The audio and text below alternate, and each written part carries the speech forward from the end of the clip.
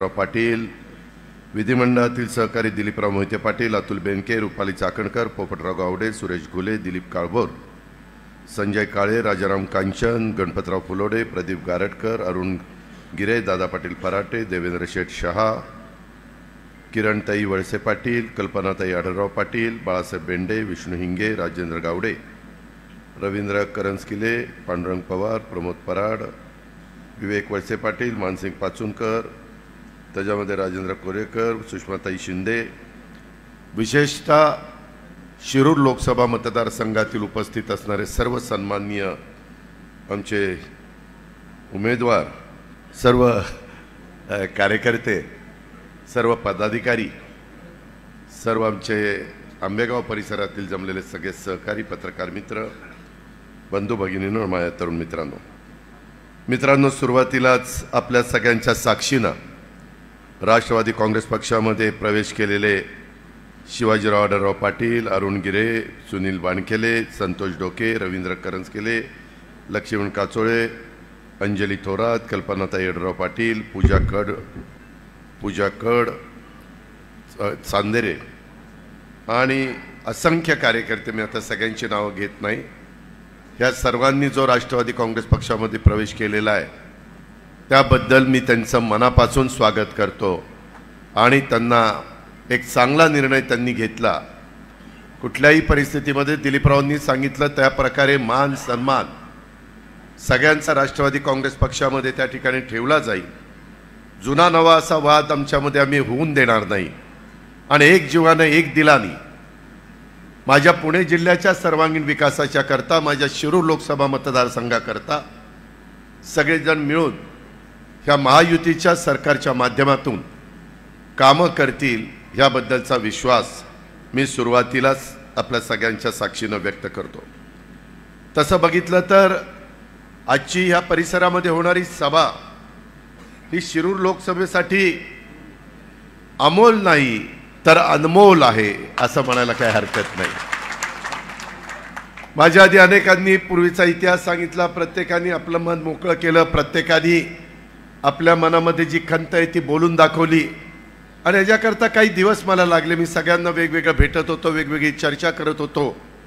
लोकसभेच्या निवडणुकी आता बरोबर 40व्या दिवशी मतदान आहे आपलं. त्याच्या आधी 6 दिवस बारामती लोकसभा मतदारसंघाचं मतदान आहे. पण माझ्या शिरूर, माझ्या मावळ आणि माझ्या पुणे या 3 लोकसभा मतदारसंघाचं मतदान हे 13 तारखेला आहे. 40 दिवस राहिलेले. शिवाजीरावांना निवडणुकीची माहिती आहे, अनुभव आहे, त्यांनी त्याच्याबद्दलची पार्श्वभूमी सांगितली. दिलीपरावांना आहे, तुम्हाला, आम्हाला सगळ्यांना आहे. निवडणुका आपल्याला नवीन नाही. पाठीमागच्या काळामध्ये मला आठवतं आहे राष्ट्रवादी काँग्रेस पक्षाची स्थापना झाली त्यावेळेस आंबेगाव तालुक्याचे राष्ट्रवादी काँग्रेस पक्षाचे अध्यक्ष हे शिवाजीराव आढळराव पाटील होते. दिलीपरावांच्या प्रयत्नातनं जो आपला भीमाशंकर सहकारी साखर कारखाना, ज्याच्यातनं तुमच्या माझ्या परिसरामध्ये एक आर्थिक बळकटी मिळाली, एक ह्या परिसरामध्ये संपूर्ण चित्र बदलून गेलं, आर्थिक सुबत्ता आली, त्याच्यामध्ये मुख्य प्रवर्तक म्हणून दिलीपराव काम करत होते. नंतर शिवाजीरावांच्यावर पण त्यांनी ती जबाबदारी दिलेली होती. मला आठवतं आहे, मला जसं राजकारणाचं थोडं बहुत कळायला लागलं तसं ह्या परिसरामध्ये एक निवडणूक झाली रामकृष्ण मोरे वर्सेस ज्ञानेश्वर खैरे आणि त्याच्यामध्ये अचानक रामकृष्ण मोरेंनी एक तरुण सहकारी, तरुण नेता या नात्याने खेड लोकसभा मतदारसंघ नाव होतं, त्याच्यामध्ये यश संपादन केलं. त्याच्यानंतरच्या काळामध्ये आपल्या तालुक्याचे सुपुत्र किसनराव बाणकेले यांनी देखील लोकसभेची निवडणूक जिंकली. त्याच्यानंतरच्या काळामध्ये नानासाहेब नवले आणि मी बारामती लोकसभा मतदारसंघातनं 91ला उभे राहिलो. खेडमधनं ते स्वतः उभे राहिले. विठ्ठलराव गाडगे पुण्यातनं उभे राहिले. त्यावेळेस नानासाहेब आणि मी त्या ठिकाणी निवडून आलो. त्याच्यानंतर लगेचच निवृत्तीशेठ शेरकरांना आपण उमेदवारी दिली, ते निवडून आले. त्याच्यानंतरच्या काळामध्ये राष्ट्रवादी काँग्रेस पक्ष नवीन पक्ष अस्तित्वाला 9 जून 1999ला आणि सगळ्यांनी स्वतंत्र निवडणुका लढवल्या. काँग्रेसचा उमेदवार असताना देखील अशोक मोहोळ राष्ट्रवादी काँग्रेस पक्षाचे निवडून आले आणि ती 99ची निवडणूक आपण जिंकली. दिलीपरावांनी सांगितलेली गोष्ट खरी आहे. 2004ला असाच प्रसंग आला आणि पक्षाने सांगितलं की अजून एक टर्म त्यांना देऊ, परंतु त्यावेळेस अशोक अण्णा, शिवाजीराव आढळराव पाटील, प्रकाश मस्के, विश्वास येनपुरे आणि बहुतेक 1-2 कोण होते, असे सर्वांना आम्ही फिरवायचो आणि सगळ्यांना भाषण करायला सांगायचो की पक्ष जो देईल उमेदवार त्याला आम्ही त्या ठिकाणी निवडून देऊ, त्याचं काम करू. पण त्यावेळेस अशोकराव मोहोळांना असं वाटलं की एकट्या राष्ट्रवादीचा आपण निवडून आलो, आता तर 2004ला राष्ट्रवादी आणि काँग्रेस एकत्र आलेली आहे, आघाडी केलेली आहे, त्यामुळं तर निवडणूक सोपीच आहे. आणि त्याच्यातून ज्या प्रकारे निवडणुकीमध्ये त्यांनी लक्ष द्यायला पाहिजे तसं लक्ष दिलं नाही. आणि शिवाजीराव दादांनी शिवाजी महाराजांच्या भाषेत सांगायचं गनिमा काव्वा केला, कुणाला कुठं त्या ठिकाणी थांबवलं तर गाव पॅक होतं. पूर्वी गाव पॅक व्हायची, आता होत नाही. मला आठवतं सुरुवातीला एक केलं, दादा गाव पॅक झालं, आता ती पोरं म्हणतात पॅक झालं का, बघतोस तुझ्याकडं. त्याच्यामुळं अलीकडं नवी पिढी वेगळा विचार करते. महिलांना सुबत्ता दिलेली आहे, महिलांना मान सन्मान दिलेला आहे, त्याही निर्णय प्रक्रियेमध्ये आलेले आहेत. पुढच्या वर्षी तर महिलांना आता आरक्षण लोकसभेला विधानसभेला मिळणार आहे. आताची निवडणूक नाही, परंतु 2029ची निवडणूक या देशामध्ये संपूर्ण देशातनं महिला ह्या देखील 1/3 निवडून जाणार आहेत. त्याच्याबद्दलचं बिल पण पास झालेलं आहे, तोही आपल्याला काळ बघायला मिळेल. त्याच्यामध्ये कुठल्या महिलांना संधी मिळेल. परंतु हे सगळं होत असताना शिवाजीरावांनी जे कष्ट घेतले आणि 2004ला राष्ट्रवादी काँग्रेस पक्ष फुल स्विंगमध्ये होता, सगळ्यात जास्त आमदार निवडून आले होते. तिथं भुजबळ साहेब का आर पाटील मुख्यमंत्री होणार अशी चर्चा होती. पण अचानक पक्षांनी, वरिष्ठांनी त्याच्यामध्ये 4 मंत्रिपदं आणि 4 खाती जास्त घेतली आणि मुख्यमंत्रीपद सोडलं. विलासराव पुन्हा दुसऱ्यांदा मुख्यमंत्री झाले. हा काळ पण आपल्याला माहिती आहे, मला पुन्हा ते उगाळत काढायचं नाही. पण त्यावेळेस राष्ट्रवादीची हवा राज्यात होती. मी आर पाटील, दिलीप वळसे पाटील, जयंत पाटील, सुनील तटकरे, आम्ही सगळी यंग टीम तिथं काम करत होतो आणि त्याच्यातनं एक चांगला समाजामध्ये मेसेज गेलेला होता आणि त्याच्यामुळंच आपण नंबर 1ला पोचलेलो होतो. पण तिथं देखील आम्ही, मला वाटतं त्यावेळेस 2004ला माझ्या माहितीप्रमाणे विलासला उभं केलं ना, विलास लांडेला 2004ला उभं केलं नाही, 2004ला अशोक मोहोळांना त्यांनी पराभूत केलं. 2009ला ध्यानीमनी नसताना पुन्हा निवडणूक आली. पुन्हा मला नेहमी वाटायचं, मी जिल्ह्यामध्ये राष्ट्रवादी काँग्रेस पक्षाचा कार्यकर्ता म्हणून काम करत असताना प्रत्येक तालुक्यामध्ये राष्ट्रवादी निवडून आली पाहिजे अशा पद्धतीनं मला वाटायचं. आणि तशा पद्धतीनं मावळामध्ये देखील आपल्या बाफरासाहेबांच्या नंतर आपण यावेळेस सुनीलला निवडून आणायला प्रयत्न केला. अशा सगळ्याच तालुक्यामध्ये आपण आपले उमेदवार निवडून आणले. तसं मला वाटायचं की आपल्याला इथली पण जागा ही मिळाली पाहिजे. शिरूर हा लोकसभा मतदारसंघ झाला, मतदारसंघाची फेररचना झाली आणि त्याच्यातून शिवाजीरावांनी तर अक्षरशः 2009ला देखील ते काही लाखांनी निवडून आले. मला वाटलं नव्हतं की एवढ्या यश ते मिळवतील. आम्हाला वाटलं की विलासरावांचे नातेसंबंध खूप मोठ्या प्रमाणावर आहेत, त्याच्यातनं काही यश मिळेल, परंतु काही यश मिळालं नाही.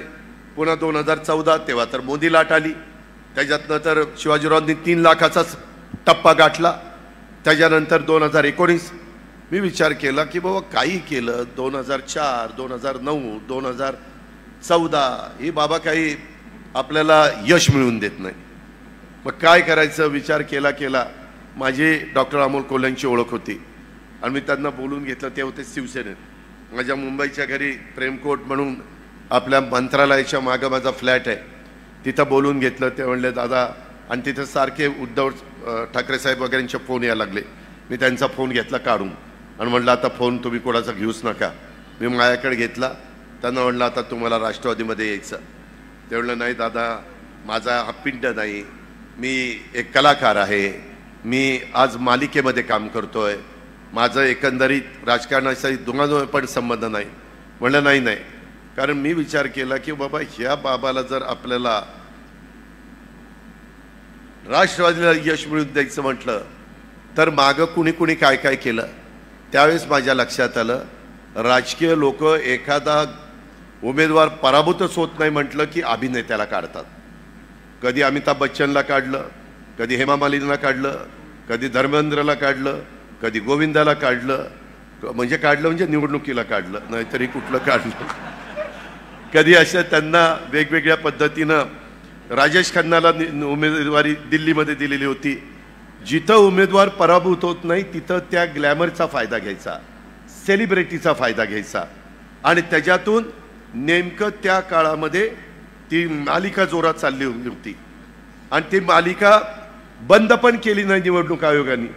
आम्हाला वाटलं चला निवडणूक आयोग आपल्याला त्यांनी चांगल्या पद्धतीनं निर्णय दिलाय आणि ती मालिका आमच्या भगिनी बघायच्या आणि त्याच्यात उमेदवार म्हणून आम्ही त्यांना नेलं की सगळे स्वागत करायचे आणि एकदम वातावरण बदलायला लागलं. वातावरण बदलायला लागलं तसं त्यांनी आम्हाला सांगितलं होतं खर्च मी करणार नाही. मी म्हटलं 3 मतदारसंघाची जबाबदारी दिलीप वळसे पाटील घेतील, 3 मतदारसंघाची जबाबदारी अजित पवार घेईल, काही करू नका, फक्त प्रचाराला वेळ द्या. वेळ दिला, निवडून आले. शिवाजीरावांचा त्याच्यामध्ये पराभव झाला. निवडून आल्यानंतर एखादा जरी अभिनेता असेल, कलाकार असेल, सेलिब्रिटी असेल तर ज्या भागातनं आपण निवडून जातो तिथं संपर्क ठेवायचा असतो. मी त्यांना म्हणालो की बाबा तुम्ही संपर्क ठेवा, फक्त संपर्क ठेवा. ते म्हणले दादा हे माझं काम नाही आहे, मी सेलिब्रिटी आहे. हे लोक जे निवडून गेलेले सेलिब्रिटी ते काही तिथं हे करतात का, मतदारसंघात लक्ष देतात का? नाही, ते कार्यकर्त्यांनी बघायचं असतं. अरे म्हणलं तुम्ही लोकसभेची निवडणूक आहे, देशाचं भवितव्य ठरवण्याचं काम तिथं पार्लमेंटमध्ये होतं आणि तुम्ही जर मतदारसंघात फिरणार नाही. दिलीप मोहिते पाटील तक्रार करायचे, दादा खासदार येत नाही. बाकीचे आमदार तक्रार करायचे. त्याच्यानंतर बहुतेक महेश लांडगे सोडले तर बाकीचे आमदार राष्ट्रवादीचे निवडून आले. त्याच्यामध्ये दिलीपराव वळसे पाटील कसं तरी त्या ठिकाणी सांभाळून घ्यायचे, पण बाकीचे मला म्हणायचे की हे काही बरोबर नाही आणि संपर्क तुटत चालला.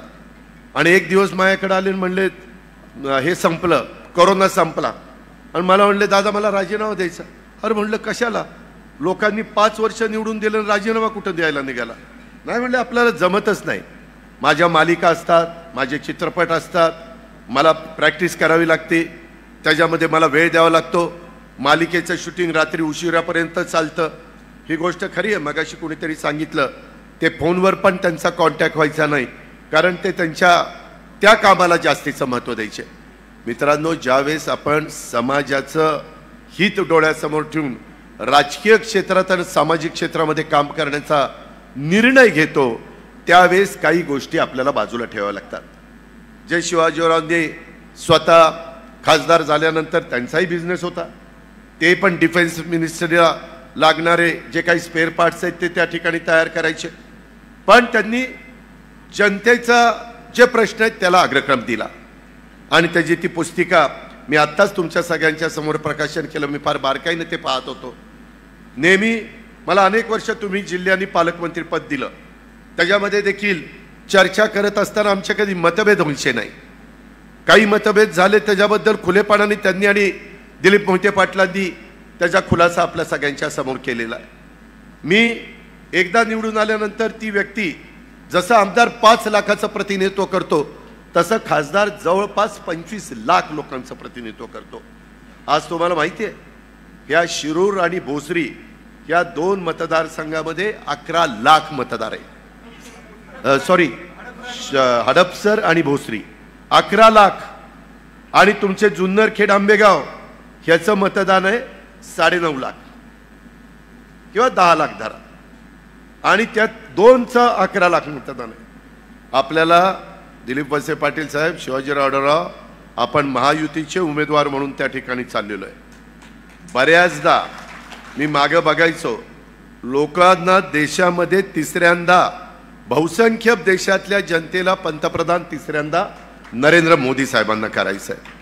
हा जनतेचा साधारण कौल आहे.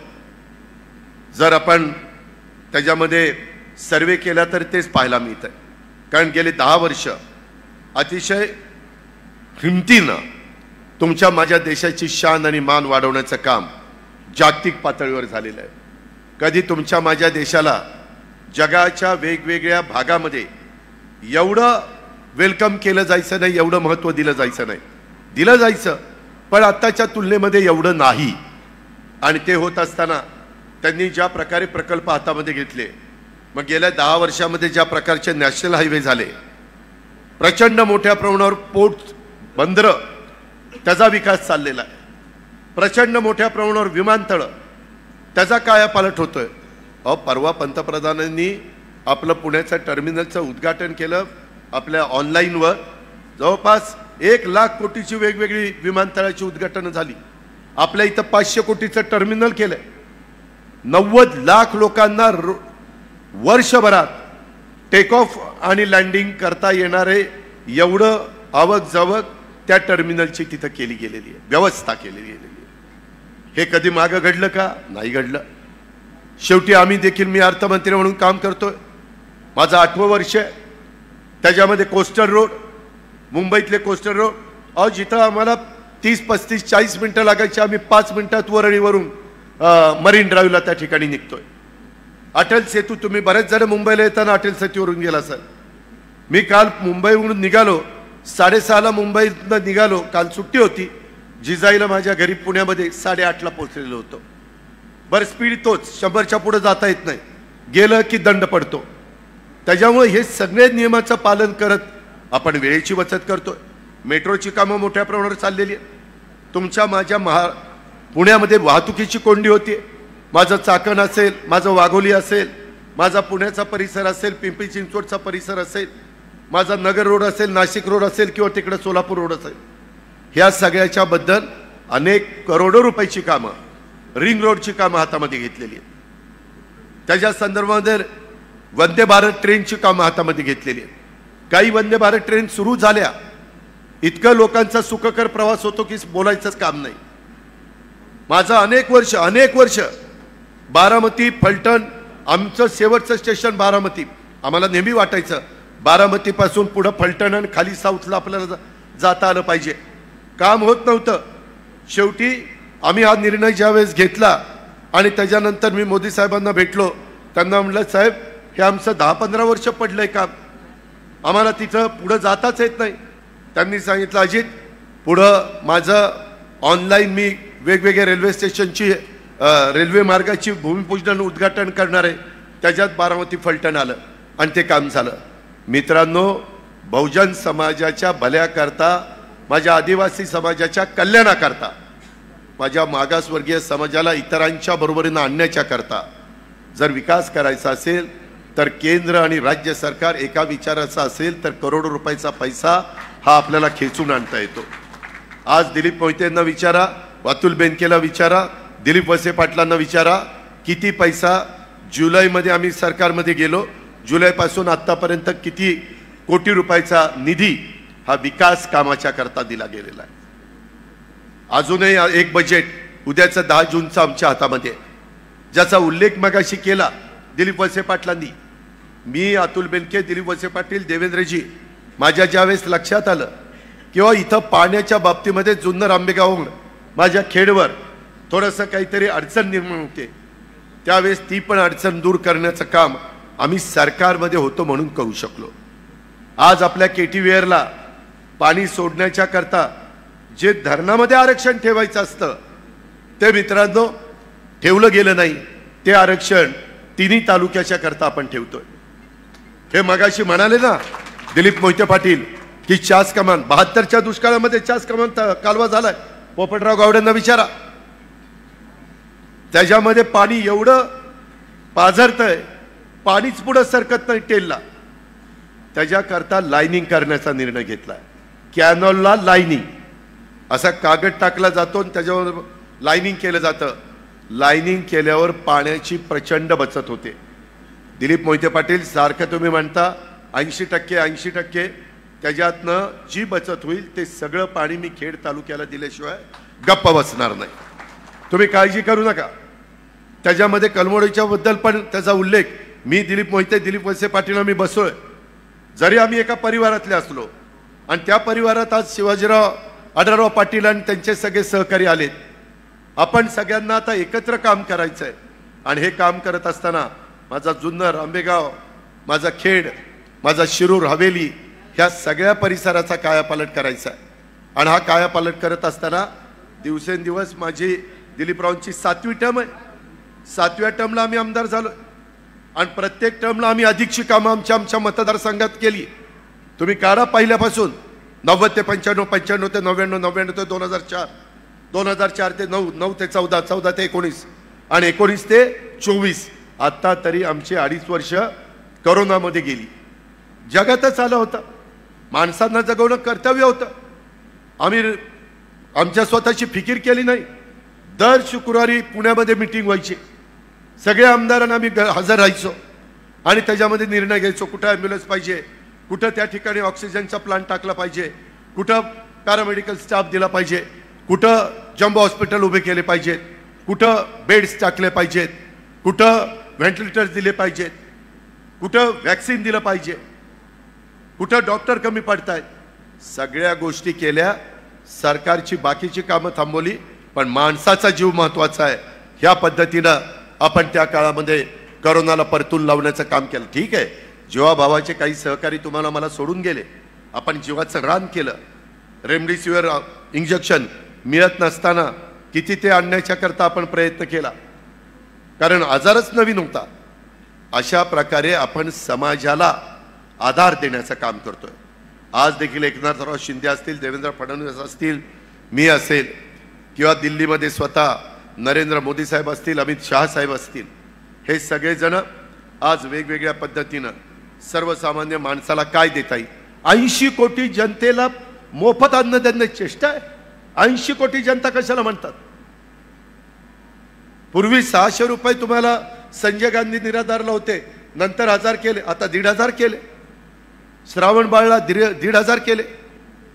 आरोग्य चांगलं ठेवण्याच्या करता इन्शुरन्स पूर्वी 1.5 लाखाचा होता, आरोग्याच्या करता तो 5 लाखाचा केला. कुठलीही व्यक्ती आरोग्याच्या बाबतीमध्ये कुठं माझ्या घरी बापाकडे आईकडे पैसा नाही म्हणून मला उपचार घेता येत नाही किंवा मला उपचार दुसऱ्यावर करता येत नाही, हे घडू नये म्हणून हॉस्पिटल, वेगवेगळ्या प्रकारचे उपजिल्हा हॉस्पिटल, त्याच्यामध्ये ग्रामीण हॉस्पिटल, ही सगळी कामं आपण त्या बाबतीमध्ये करतोय. मित्रांनो, माझी तुम्हाला विनंती आहे, शिवाजीरावांची 3 टर्मची अक्षरशः त्या बाबाला पराभूत करण्याकरता आमच्या तोंडाला फेस आला, परंतु बाबा आम्हाला रेटला गेला नाही. आता आपल्याला त्यांना प्रचंड मतांनी निवडून आणायचंय. आता तुम्ही ज्या खासदारांना आम्ही सांगितल्यामुळं निवडून दिलं त्यांची 5 वर्षाची कारकीर्द पहा.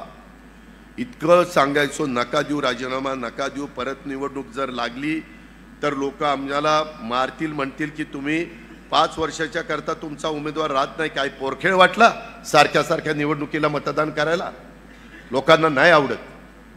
लोक विचारपूर्वक मतदान करत असतात आणि हे मतदान आहे हे खऱ्या अर्थाने तर तुम्ही बघितलं तर लोकसभेची निवडणूक म्हणजे देशाचं धोरण ठरवणारी निवडणूक आहे. मित्रांनो, ही गावकीची भावकीची निवडणूक नाहीये. काही जणांनी ती भावकीची केलेली माझ्या भागात, ते मी बघतो काय करायचं ते. पण गावकीची पण नाही, भावकीची पण नाही. 140 कोटी जनता, 18 पगड जाती, 12 बलुतेदार. हिंदवी स्वराज्याची स्थापना महाराजांनी केली. 28 तारखेला तिथीप्रमाणे त्यांची मला वाटतं शिवजयंती आहे. 28 तारखेला परवा दिवशी. मित्रांनो, हे सगळं आज ही सगळी कामं करत असताना आम्ही अनेक वर्ष विचार करत करत आपलं तुळापूरचं, आपलं वडूचं छत्रपती संभाजी महाराजांचं स्मारक, शिवनेरीला पायथ्याशी मला अतुल बेनके मागे लागला होता, तिथं आपण चांगल्या प्रकारचं पर्यटक आल्यानंतर कशा प्रकारचे शिवाजी महाराजांच्या काळातली हत्यारं होती, कशा प्रकारे तो काळ होता, तो समजून सांगण्याच्या करता आपण तिथं निधी मंजूर केलेला आहे. साईबाईंचं स्मारक, त्यांचा वाडा तिथं सापडलेला आहे, ते तिथं आपण त्या ठिकाणी करतोय. क्रांतीवीर लौजी वस्ताद साळवे, त्यांचं स्मारक अतिशय भव्य दिव्य पुण्यामध्ये करतोय. कुठल्याही जाती धर्माला हे सरकार आमचाही सगळ्यांचा विचार करतोय, ही भावना आम्ही सगळेजण अष्टविनायकाच्या संदर्भात वेगवेगळ्या प्रकारच्या सुविधा त्या देण्याच्या करता आपण तिथं मदत करतोय. अशा अनेक गोष्टी, मी कितीतरी गोष्टी तुमच्याकरता सांगू शकेन. आज खऱ्या अर्थाने आपल्याला पुणे आणि नाशिक हा त्रिकोण पूर्णच करायचा आहे. त्याच्याशिवाय खऱ्या अर्थाने माझ्या इथल्या शेतकरी वर्गाला, माझ्या इथला छोटा मोठा व्यवसाय करणारा भाजीपाला उत्पादक असेल किंवा फळ उत्पादक असेल, द्राक्ष उत्पादक असेल, त्याचा माल दुनियेमध्ये कुठेही पाठवायला सोयीचं होणार आहे. याकरता आपल्याला प्रयत्न करायचा आहे. मगाशी शिवाजीरावांनी सांगितलं तशी वाहतुकीची कोंडी ती आम्ही सोडवतोय आणि त्याच्याकरता केंद्राचा निधी लागतोय. बाबांनो, आपलं बजेट आहे 6 लाख कोटीचं. त्याच्या कितीतरी पट अधिक केंद्राचं बजेट आहे.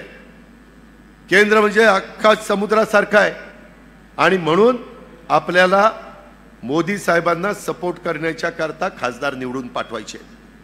दिलीपराव, शिवाजीराव, आपल्याला माझ्या भोसरी, खडकवासला आणि विशेषतः हडपसर ह्या भागामध्ये मतदारांना सांगावं लागेल, हे जरी घड्याळ असलं तर हे घड्याळ तिथं मोदींना पाठिंबा द्यायला चाललेलं आहे. कारण मोदींना मानणारा जो शहरी भागातला मतदार आहे तो त्यांची खूण कमळ दिसलं नाही की तो तिथनं परत जातो. त्यांना मी आता उद्या 28 तारखेला माझी आणि एकनाथराव आणि देवेंद्रची मीटिंग आहे उपमुख्यमंत्र्यांची. त्याच्यामध्ये आम्ही काही जाहिराती देणार आहे की मोदी साहेबांना मत म्हणजे कमळ, धनुष्यबाण आणि घड्याळ, ह्या 3 खुणापैकी जी खूण असेल ती दाबली तर मोदी साहेबांना मत जाणार आहे. हे करावं लागेल. मी मागे बघितलेलं आहे, लोक काही परत जातात. त्याकरता विशेषतः इथं माझा शिरूरचा पण हवेली परिसरातले विधानसभा मतदारसंघातले दिलीपराव, रवी काळे सगळे सहकारी बसलेले, दादा आहे, राजेंद्र आहेत, बाकीचे तिथं मानसिंग आहे, बरेच जण आहेत. त्यांना पण शहरी भागामध्ये वाघोलीची लोकसंख्या वाढलेली आहे, शांताराम पण इथं आहे. त्या प्रकारेच आपल्याला काम करावं लागेल. आपण पाठीमागच्या काळामध्ये एकमेकाच्या विरोधात जिल्हा परिषद, तालुका पंचायत, नगरपालिका ह्या निवडणुका लढलोय. मागचं झालं गेलं ते गंगेला मिळालंय. आता नवी सुरुवात आहे, त्याच्यामध्ये मिळतं जुळतं घ्यावं लागेल. लोकसभा, विधानसभा देशाच्या आणि राज्याच्या भवितव्याच्या दृष्टिकोनातनं फार महत्त्वाच्या निवडणुका आहेत. त्याच्यातनं कायदा सुव्यवस्था, त्याच्यातनं जातीय सलोखा, त्याच्यातून एक चांगलं वातावरण हे आपल्याला निर्माण करायचं आहे. आणि ती करण्याची ताकद आणि धमक ह्या लोकसभेत आणि विधानसभेमध्ये. आज विरोधक कारण नसताना, आज त्यांच्याकडे मुद्दा नाही. आपल्या इथंही विकासाच्या बद्दलचा मुद्दा विरोधकांना काढता येणार नाही. सगळ्या मतदारसंघामध्ये डेव्हलपमेंट झालेली आहे, चाललेली आहे. पण आता नवीनच काय काढतात, निवडणूक आली की संविधान बदलणार. साफ खोट आहे. तुम्ही राहुल गांधींची परवाची शिवाजी पार्कची सभा ऐका. त्यांनी सांगितलं संविधान कुणी बदलू शकत नाही. आम्ही सांगतो संविधान कुणी बदलू शकत नाही. आम्ही सांगतो जोपर्यंत चंद्र आणि सूर्य आहे तोपर्यंत घटनेचे शिल्पकार डॉक्टर बाबासाहेब आंबेडकरांनी दिलेलं संविधान कुणी बदलू शकत नाही. हे थोतांड आहे, हे चुकीचा प्रचार आहे, दिशाभूल करण्याचं काम चाललंय. माझ्या मागासवर्गीय समाजामध्ये चलबिचल निर्माण करण्याचं काम हे काही जण करतायत. हे आपल्याला हाणून पाडायचं आहे. काही जण म्हणतात घटना बदलणार. अरे 10 वर्षात कधी घटना बदलली गेली नाही आणि कुठं घटना बदलणार, काही बोलता. मग सांगतात की आता पुढं निवडणुकाच होणार नाही. अरे निवडणुका होणार नाही, भारत देशातली जनता काही गप्प बसणार आहे? निवडणुका होणार नाही. इंदिराजींनी त्या सर्वोच्च पदावर असताना इमर्जन्सी आणीबाणी आणली. लोकांनी नंतर राग व्यक्त केला, त्यांनाही पराभूत केलं. हा इतिहास आहे आपला. त्याच्यामुळं आज विरोधकांना सगळेजण एकत्र आलेत आणि एकमेव उद्दिष्ट त्यांना मोदी साहेबांना तिथनं हटवायचं आहे. वास्तविक देवेगौडा एकेकाळी पंतप्रधान होते, त्यांनी मोदी साहेबांना पाठिंबा दिलेला आहे. नितीश कुमार, मला आठवतंय गेल्या टर्मला मोदी साहेबांच्या समोर विरोधी पक्षाचे उमेदवार म्हणून त्यांचं नाव घेतलं जात होतं. त्यांनी मोदी साहेबांना पाठिंबा दिला आहे. आम्ही देखील सगळ्यांनी मिळून पाठिंबा दिलेला आहे. आम्ही चूक केलेली नाही. विकासाच्या मागे आम्ही गेलोय. आम्ही विचारधारा सोडलेली नाहीये. शिवशाहू फुले आंबेडकरांची विचारधारा हीच आमची विचारधारा आहे. त्याच्यामध्ये कुठं तसोभर देखील आम्ही कॉम्प्रोमाइज केलेलं नाहीये. पण शेवटी राज्याचं भलं झालं पाहिजे, देशाचा विकास झाला पाहिजे. देशाची अर्थव्यवस्था 5व्या क्रमांकावर आहे जगात, ती 3ऱ्या क्रमांकावर आणायची आहे. $5 ट्रिलियन ही अर्थव्यवस्था गाठायची आहे. त्याच्याकरता प्रचंड काम करावं लागणार आहे, प्रचंड विकास करावा लागणार आहे. हे सगळं आज नवी संसद केली का, तर आमच्या महिला तिथं आल्या, 200-250 महिला वाढल्या, संसदेची संख्या 800 पर्यंत गेली, तर त्यांना बसायला जागा नको का? उद्याची 50 वर्ष डोळ्यासमोर ठेवून आखणी चाललेली आहे. चंद्रयान आपण तिथं चंद्रावर गेलो, सगळ्या बाबतीमध्ये प्रगती चाललेली आहे. आज आजूबाजूची राष्ट्र वाकड्या नजरेने बघत नाहीत. मागच्या वेळेस पुलवामामध्ये पहाटेच जाऊन त्यांच्यावर बॉम्बार्डिंग केलं, परत पाकिस्तान जी गबगार पडलाय ती गबगारच पडलाय. कारण मजबूत नेता असावा लागतो. आज तुमचा आंबेगाव तालुक्याचा विकास का झाला? दिलीप वळसे पाटलांच्या सारखा मजबूत नेता तुम्हाला मिळाला म्हणून विकास झाला. शिवाजीराव आढळरावांनी पण खासदार असताना का साथ दिली की तालुक्याचा भलं होत आहे. विरोधाला विरोध करणं हे कुणी त्याच्यामध्ये मनात ठेवलेलं नाहीये. आणि त्याकरता आपला जिल्हा तर एवढा झपाट्याने पुढे चालला, एवढं नागरीकरण होत आहे. त्याकरता आपल्याला आपल्या विचाराचे आमदार, आपल्या विचाराचे खासदार, आपल्या विचाराचं केंद्र सरकार, आपल्या विचाराचं राज्य सरकार हे आल्यानंतर प्रश्न ताबडतोब निकाली लागतात, काढता येतात. PMRD आपलं ते आपल्या माझ्या बारामती लोकसभा मतदारसंघात, शिरूर लोकसभा मतदारसंघात येतं. तिथले प्रश्न आहेत, त्याच्या संदर्भामध्ये काही महानगरपालिकेचे दोन्हीचे प्रश्न आहेत, नवीन गावांचे प्रश्न आहेत, शास्त्रीकराचे प्रश्न आहेत, इतर करांचे प्रश्न आहेत. त्या सगळ्याच्या संदर्भामध्ये आम्हाला त्याचा बारकाईनं अभ्यास आहे. आमचा उद्याचा आम्ही दिलेला उमेदवार, मी आज या जाहीर सभेच्या निमित्तानं दुपारी मी सुनील तटकरेंची रायगडमधली उमेदवारी महायुतीचे उमेदवार म्हणून जाहीर केली. शिरूर लोकसभा मतदारसंघामध्ये महायुतीचे उमेदवार शिवाजीराव आढळराव पाटील हे उद्याच्याला तिथं उमेदवार राहणार आहे. तुम्ही गाळ बसू नका, तुम्ही कामाला लागा. आपल्या समोरचा उमेदवार आधीपासून कामाला लागलेला आहे. तो डायलॉगबाजी करण्यात वस्ताद आहे. त्याच्यामध्ये डायलॉगबाजी करणं म्हणजे चित्रपटात आणि तुमच्या मालिकेमध्ये ठीक आहे, नाटकामध्ये ठीक आहे. जनतेच्या समोर घाम गाळावा लागतो, काम करावं लागतं. ते काम करण्याची धमक त्या शिवाजीराव आढळराव पाटलांच्या मध्ये आहे. त्याचा अनुभव आपण 15 वर्षाचा घेतलेला. त्यांची 15 वर्षाची कारकीर्द काढा, यांची 5 वर्षाची काढा. जरी आम्ही त्यांना निवडून आणण्याच्या करता जीवाचं रान केलं, आम्ही काही मनकावडे नाही. आम्हाला वाटलं नाही की बाबा ह्यांना निवडून आल्यानंतर ही बाबा राजीनामा द्यायला निघेल, ही बाबा म्हणेल मला राजकारण नकोच. ते म्हणतात माझं कामच नाहीये. अरे काम नाही तर उभा करायला. तिथं वेगवेगळ्या प्रकारचे चित्रपट काढत बसायचं होतं आणि एकीकडेच म्हणायचं मी छत्रपती शिवाजी महाराजांची भूमिका करतो, मी छत्रपती संभाजीराजांची भूमिका करतो. अहो 2022ला why I killed Mahatma Gandhi, तुम्ही नथुराम गोडसेची भूमिका केली ना. हे कसं काय केलं? हे पटलं का तुम्हाला? तुम्ही ती भूमिका केलेली सांगता, ही भूमिका केलेली सांगा. बघू काँग्रेसवाले तुमचा प्रचार करतायत का? आणि जर तुम्हाला वेगवेगळ्या भूमिकाच करायच्या आणि जनतेचे प्रश्न सोडवायचे नाही, जनतेच्या करता उपलब्धच राहायचं नाही, सकाळ दुपार संध्याकाळ. पूर्वी आम्ही 91ला आमदार झालो, खासदार झालो, त्यावेळेस किती खासदारकीचे 7.5 लाख 8 लाखाचा मतदारसंघ असायचा. 7.5 लाखच किंवा 8 लाख. आताचे मतदारसंघ झालेत 25 लाखाचे.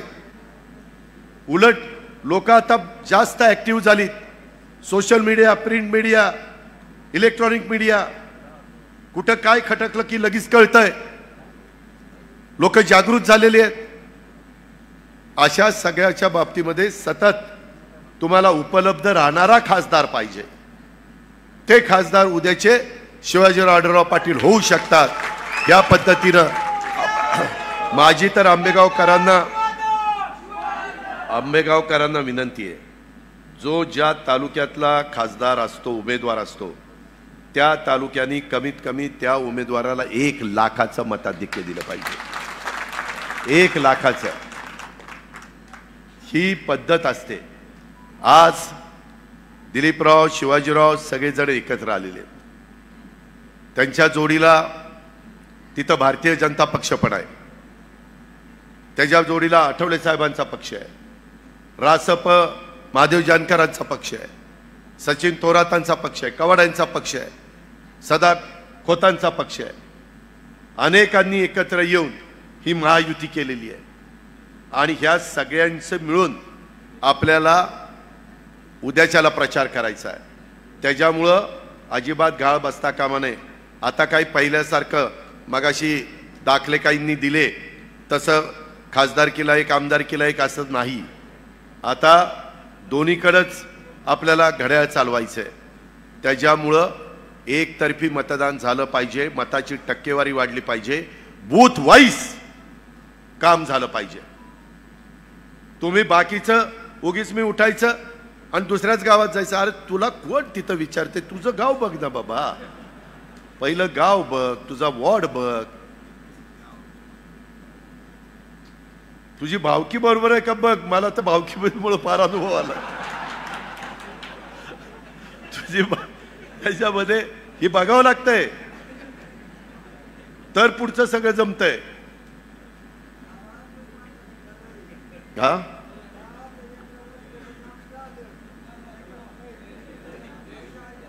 अरे थांब रे, तुझं नंतर ऐकतो, गाडीत जाताना ऐकतो. त्याच्यामध्ये मी खोटंच नाही सांगत. बऱ्याचदा गावचे सरपंच पण आपण नसतो आणि जाऊन सांगतो इकडं मतदान करा, तिकडं मतदान करा, आणि गावातला सरपंच दुसऱ्याच बाजूचा असतो. लोक म्हणतात तुझं गाव आहे का रे, तुझ्या बरोबर आलाय आम्हाला सांगायला, अमकं करा तमकं करा.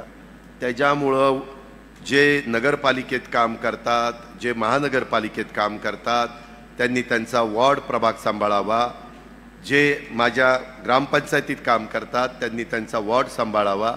जे प्रमुख तालुक्याचे नेते असतील, जिल्ह्याचे नेते असतील, राज्याचे नेते असतील, ते त्यांचा प्रचार वेगवेगळ्या पद्धतीनं करतील. वेगवेगळ्या वक्त्यांच्या सभा ह्या कशा टाकायच्या त्याबद्दलची पण आखणी व्यवस्थितपणे त्या बाबतीमध्ये केली जाईल. बोलताना गाव पातळीवर देखील घोंगडी बैठका किंवा काही करत असताना, आदिवासी भागात जात असताना सगळीकडं काही लोकांनी काही वेगळं मत व्यक्त केलं तर ऐकून घ्या, त्याला समजावून सांगा की बाबा नाही रे, असं असं आहे, आपण ह्याच्यातनं असा मार्ग काढतोय. मार्ग काढण्याची धमक आणि ताकद महायुतीमध्येच आहे आणि केंद्रामध्ये एनडीए सरकारमध्येच आहे, मोदी साहेबांच्या मध्येच आहे. हा विश्वास त्यांना त्या ठिकाणी द्या आणि त्या पद्धतीनं प्रचंड मताधिक्यांनी आपल्याला शिरूर लोकसभा मतदारसंघाची जागा निवडून आणायची आहे. त्यामध्ये कुठेही राग लोभ ठेवू नका. माझं नावच टाकलं नाही, माझं नाव घेतलं नाही. दादांनी 20 नावं घेतली, माझंच नाव घेतलं नाही. मी नावं घ्यायला आलेलो नाही, मी सभेत मार्गदर्शन करायला आलोय. बाकीचे पण बोलत असताना कदाचित कुणाचं काही राहील किंवा फोटो एखाद्याचा राहील, मित्रपक्षांचे वगैरे फोटो वगैरे, त्यांचा मान सन्मान ठेवून आपण पुढे गेलं पाहिजे. ह्याबद्दल काळजी घ्या. आता तुम्ही ही सभा संपल्यानंतर लगेचच शिवाजीराव आखणी करा. आपण सारखं म्हणत होतो प्रवेश लवकर द्यायचा आणि उमेदवारी जाहीर करायची, कारण 40 दिवस बघता बघता दिवस निघून जातील. त्याच्या आधी बारामती लोकसभा मतदारसंघाची निवडणूक आहे. तिथं पाहुणे रावळे ओळखीचे कोणी असतील तर तिथं पण घड्याळाला मतदान करायला सांगा. तसंच मावळामध्ये कुठं पाहुणे रावळे असतील तिथं मावळ, माझं चिंचवड आणि पिंपरी तिथं धनुष्यबाणाला मतदान करायला सांगा.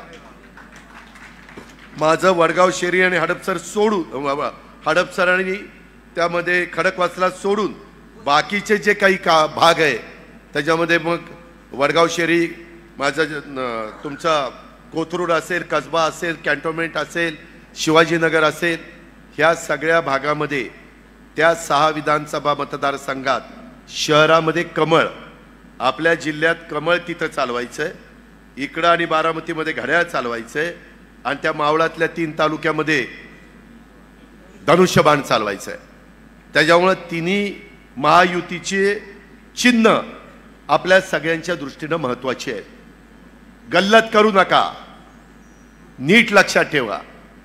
आणि त्या पद्धतीनं त्या त्या भागात मित्रपरिवार वगैरे असतो, त्याच्या संदर्भामध्ये नातीगोती असतात, त्या सगळ्यांचा कसं आपल्याला मदत घेता येईल, त्यांना कसं कन्व्हिन्स करता येईल, ह्या पद्धतीचं काम आपण सगळ्यांनी ह्या निमित्तानं केलं पाहिजे. काही काही जण म्हणतात की ते उडी मारली. अरे बाबा, तुम्ही तर माझ्या देखत मीच तुम्हाला शिवसेनेतनं घेतलं आणि राष्ट्रवादीमध्ये आणलं अमोल कोल्हे साहेब. दुसरं कोणी आणायला नव्हतं. मी तुमचं तिकीट जाहीर केलं. एवढं लवकर कसं विसरला? उलट हे घर वापसी झाली. तुमची तरी घर वापसी नाही झाली. तुम्ही तिथनं शिवसेनेत गेला तर तुमची घर वापसी, पण शिवसेनेत गेल्यावर घर वापसी म्हणायचं का मनसेत गेल्यावर घर वापसी म्हणायचं का आणखीन कुठे गेल्यावर घर वापसी म्हणायचं, तो संशोधनाचा भाग आहे. त्याच्या खोलात मी जास्त जात नाही. पण मित्रांनो, भावनिक होऊ नका. चित्रपट पाहताना, मालिका पाहताना तेवढ्यापुरतं आपण तिथं पाहू आणि नंतर आपण आपल्या कामाला लागू. खासदारकीचं बटन दाबत असताना 5 वर्षाच्या करता बऱ्या वाईट काळ जो आपल्यावर येईल, त्या काळामध्ये साथ देणारा कोण आहे, त्या काळामध्ये धावून येणारा कोण आहे, त्या काळात सहकार्य करणारा कोण आहे आणि मागचा त्या व्यक्तीचा अनुभव काय आहे, ह्या सगळ्याचा साकल्याने विचार करा. मला खात्री आहे, मला विश्वास आहे की हा साकल्याने आपण विचार करत असताना तुमच्या सगळ्यांच्या समोर शिरूर लोकसभा मतदारसंघामध्ये शिवाजीराव आढळराव पाटील आणि घड्याळ हेच नाव तुमच्या समोर आल्याशिवाय राहणार नाही. त्याकरता सगळ्यांनी मनापासून प्रयत्न करा आणि महायुतीचा उमेदवार प्रचंड मताधिक्याने लोकसभेमध्ये पाठवा, हीच आग्रहाची, नम्रतेची, कळकळीची विनंती करतो. आणि पुन्हा एकदा या सर्वांचं मनापासून स्वागत करतो आणि थांबतो. जय हिंद, जय महाराष्ट्र.